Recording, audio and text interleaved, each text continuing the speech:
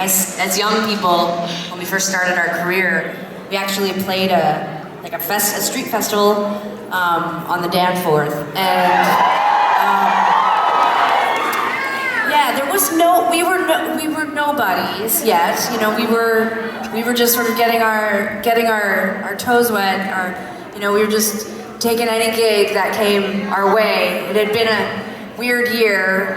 We'd had an opportunity to play a big event in Calgary that our dentist organized, and then there was this really sweet gig that we drove all the way across the entire continent to do, where we played the pool stage, and the only person that paid attention to the gig was the lifeguard, and then our manager at the time, it was a very brief position he held in our world, he had made a suggestion that we come and play, which was, it was a cool gig because there was a lot of people walking around on the Danforth, and it was an opportunity to draw people in with our natural singing talents. And so we got on stage, and we were under a lot of stress because the manager that we were working with had hired a videographer who was gonna film the magic that was early Tegan and Sara, just 2 acoustic guitars. We may have even been sitting on stools, and the footage was going to be used for what was then called an EPK, which was an electronic press kit, which you then sent out to, record labels and festivals and people who would book shows. And so it was really important that we would get really good footage of ourselves playing this big stage on a big, the biggest city in Canada. Like, you're playing this stage, we were like, it's fucking, yeah.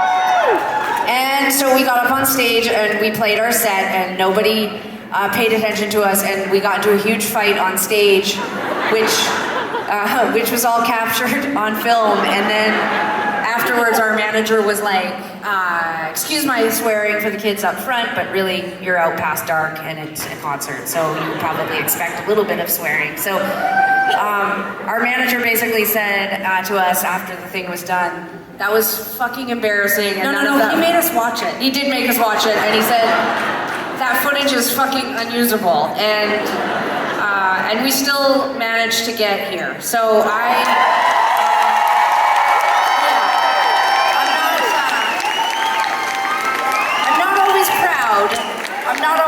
I'm not always proud of those memories, but the reason why I bring it up out of the old memory bank is because one of the songs that we had just written, Tegan really had just written, was a song that was sort of unlike anything else we'd written at that point. We'd kind of had a brief period of time, we were sort of like punk rock, sort of sloppy electric guitar, and then suddenly we started playing acoustic. And Tegan wrote this really, to me, like a very profound song for like an 18-year-old to kind of like whip out. And the manager at the time said, this is a fucking hit. He was like, this is a hit. And that song ended up, actually in some ways taking us a lot of places. It wasn't a hit, but it got us onto David Letterman, and it got us onto a movie soundtrack, and it opened up a lot of doors that footage from the Danforth Festival couldn't. So here's that song.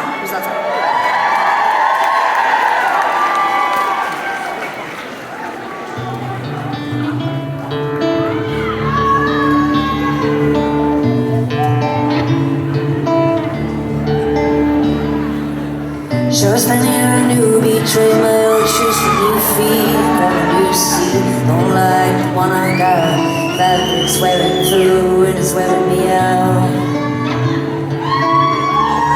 You're wearing me down. Watching our baseball games and low budget telephones. Like watching you yourself is on. Got time to wonder, waste and to whine. But when it comes to you, it seems like I just can't find the time.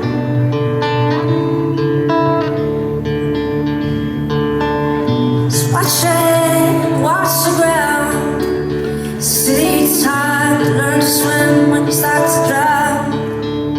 City time to learn to swim the way down. If I gave you my number,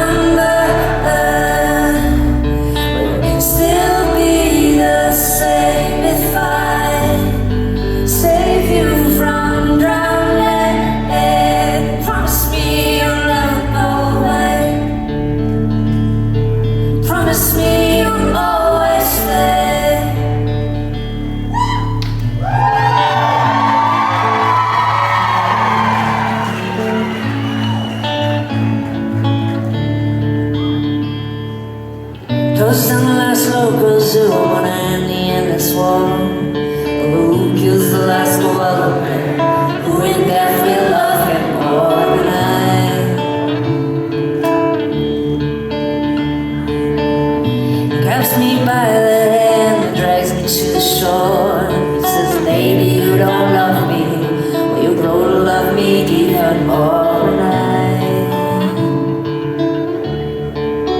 I'm not surprised.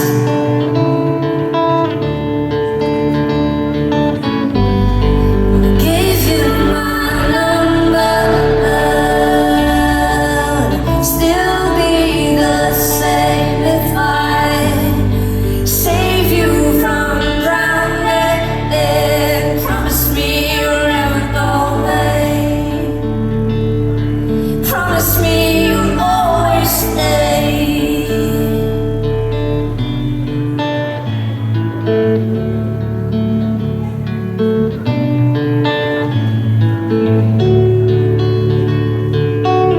So watch your head, watch the ground. City time to learn to swim when you start to drown. City time, learn to swim the way down. I gave you my number. Would it still be the same if I save you from drowning? Promise me you'll never go away. Oh, if I gave you my number, would it still be the same if I save you from drowning? Promise me you'll never go away. Promise me you'll always stay. Promise me you'll always stay.